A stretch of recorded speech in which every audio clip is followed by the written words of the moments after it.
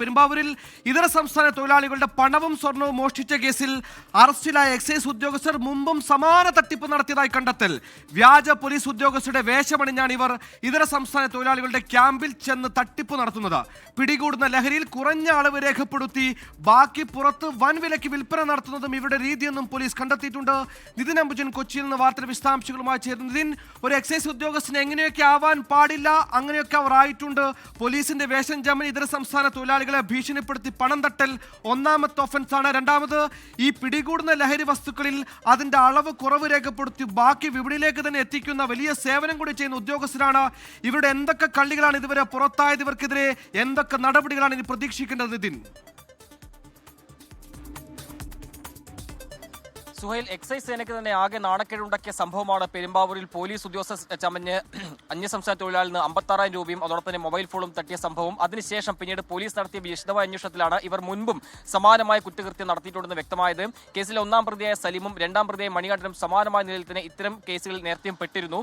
ഇത്തരം തട്ടിപ്പ് നടത്തിയിരുന്നു. അതായത് അന്യസംസ്ഥാന തൊഴിലാളിയുടെ ക്യാമ്പിൽ ചെന്നുകൊണ്ട് അവരുടെ പണം ആവശ്യപ്പെടുക, മാത്രമല്ല മൊബൈൽ ഫോൺ തട്ടുക എന്ന തട്ടിപ്പ് രീതിയാണ് ഇവർ സ്വീകരിച്ചിരുന്നത്. ഇതിനുശേഷം പിന്നീട് വിജിലൻസ് ഈ ഒരു സലീമിനെ നിരന്തരമായി നിരീക്ഷിച്ചു വരുന്നുണ്ടായിരുന്നു. സലീമിന് മേൽ, അതായത് എക്സൈസ് ഉദ്യോഗസ്ഥ സലീമിനെ വിജിലൻസ് സംഘം നിരീക്ഷിക്കുന്നു എന്ന് മനസ്സിലാക്കിയ പിന്നാലെ ഇയാൾ സ്വയം വിരമിക്കൽ അപേക്ഷ നൽകി ലീവിലായിരുന്നു. ഈ ലീവിലായ സമയത്താണ് പിന്നീട് പെരുമ്പാവൂരിൽ ഏറ്റവും ഒടുവിലായി ഇത്തരത്തിലൊരു തട്ടിപ്പ് നടത്തിയത്. മാത്രമല്ല മണികണ്ഠനും സമാനമായ നിലയിൽ തന്നെ, സിദ്ധാർത്ഥും സമാനമായ നിലയിൽ തന്നെ ഇത്തരമൊരു കുറ്റകൃത്യം നടത്തിയിരുന്നു. 2019 നെടുമ്പാശ്ശേരി വിമാനത്താവളത്തിലെ 4 എഞ്ചിനീയർമാരെ കഞ്ചാവ് കേസിൽ കൊടുക്കാൻ ഇയാൾ കുടുക്കിയെന്നാണ് ഇപ്പോൾ പോലീസ് വ്യക്തമാക്കിയിരിക്കുന്നത്. അതിനുശേഷം കഞ്ചാവ് കുറഞ്ഞ അളവിൽ വെച്ച് കേസെടുക്കുകയും പിന്നീട് ബാക്കി കഞ്ചാവ് അത് പുറത്ത് വിൽപ്പന നടത്തുകയും ഇയാൾ പതിവായി നടത്തിയിരുന്നെന്നാണ് പോലീസ് കണ്ടെത്തിയിരിക്കുന്നത്. എന്തായാലും ഇവർക്കെതിരെ കൂടുതൽ തെളിവ് ശേഖരിക്കാനാണ് ഇപ്പോൾ പോലീസിന്റെ നീക്കം. മാത്രമല്ല തടിയിട്ടപ്പറമ്പ് പോലീസ് ഇതുമായി ബന്ധപ്പെട്ട് വിശദമായ അന്വേഷണം നടത്തി വരുന്നുണ്ട്.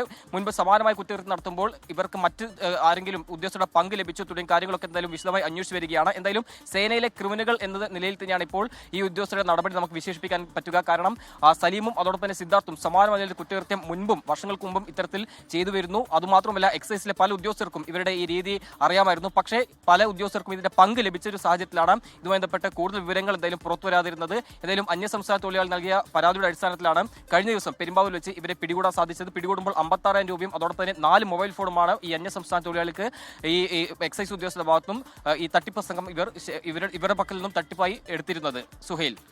ശരി, സലീം യൂസഫിനെ പോലെ സിദ്ധാർത്ഥനെ പോലെ 1-2 ഉദ്യോഗസ്ഥർ ഉണ്ടായാൽ മതി. ആ സേനയ്ക്കാകെ നാണക്കേടാകുമെന്ന കാര്യത്തിൽ സംശയമില്ല. തട്ടിപ്പിന്റെ സ്കോപ്പ് കുറഞ്ഞപ്പോൾ സ്വയം വിരമിക്കലിന് പോലും അപേക്ഷ നൽകിയ ഉദ്യോഗസ്ഥനാണ് വീണ്ടും പിടിയിലായിരിക്കുന്നത്.